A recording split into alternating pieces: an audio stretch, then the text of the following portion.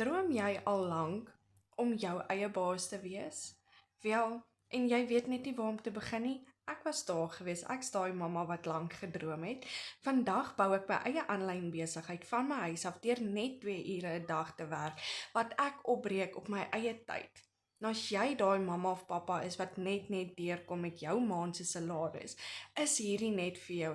En as jy al so lank gedroom het saam met soos wat ek lank gedroom het, is hierdie net vir jou, want ek doen digitale bemarking saam met die Legacy Builders program, en vandag bou ek my eie inkomste deur dollars te verdien en 100% profijt te kry met geen risiko nie.